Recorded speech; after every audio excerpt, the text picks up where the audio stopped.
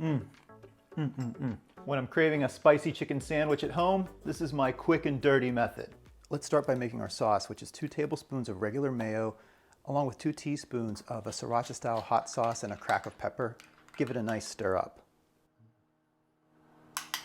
It seemed like for a time everybody was vying to have the best fried spicy chicken sandwich out there. I'm not trying to win any awards, but here is my quick and dirty method for at home, and it's pretty darn good.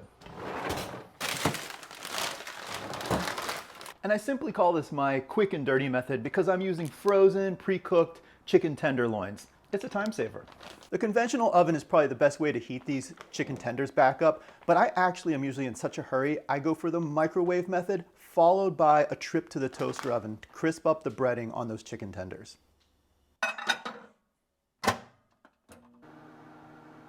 The spiciness comes from our spicy Sriracha mayo and our sweet, hot, garlicky pickles. I like a little bit of shredded lettuce. Okay, ciabatta roll going into our toaster oven along with our microwaved chicken tenders. And the toaster oven does a great job of driving off any moisture that our tenders picked up in the microwave. I'm sure that an air fryer would also be a great thing here. Yep, nice and crispy now.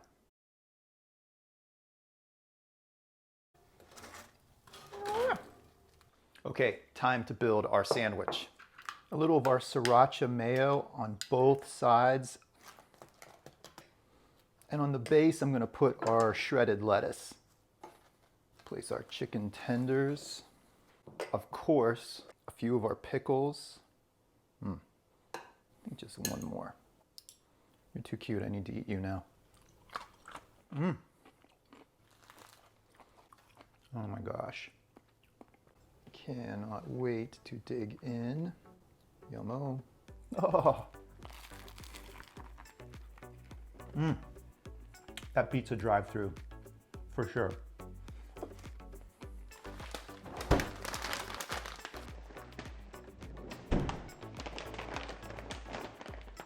It's just one more. Or not. Come here.